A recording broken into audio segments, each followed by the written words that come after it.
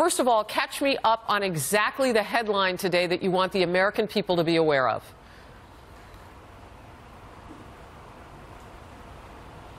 Well, Harris, the headline is that we have a very serious problem at the FBI with a number of people at the highest levels of the department who have been engaged in activities based upon the limited information we already have from these struck page texts and other documents that we have seen that raises great concern, and action needs to be taken. So I'm pleased that Attorney General Sessions is going to launch an investigation of what happened to those texts, and I hope they are recovered, but it is no coincidence, in my opinion, that we're missing texts that run from when the Russia investigation was launched right up to the point where you have the Mueller investigation being launched the day before, and then suddenly they start appearing again.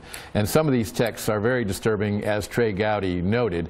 They illustrate a conspiracy on the part of some people, and we want to know a lot more about that. So we'll be continuing our joint judiciary oversight investigation, and we will get to the truth. Wow. Or we can just believe it's a great deal of coincidence. You don't sound like a member who has been in Washington a long time and would steep down the end of coincidence, so we need to know what it was. Have you ever heard of the secret society that was being talked about in those text messages? No, but you may recall that in the batch of text messages that were provided to us back in December, there was discussion about a plan B, if you will, that they were going to go to. So again, this is all, in my opinion, related to the presidential elections, and very disturbing that high-ranking officials in the Federal Bureau of Investigation, which, by the way, is the most important law enforcement organization in the world, and tens of thousands of people there do great work keeping us safe and solving crimes and preventing terrorist attacks every day. They are being besmirched by a small number of people who have been engaged in, I think, serious wrongdoing.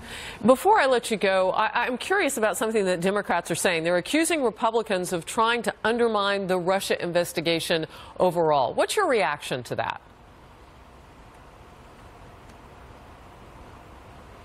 Not in the least. We have in no way interfered with the special prosecutor, Mr. Mueller, and his work. We want to make sure that he is doing it in a fair and impartial way.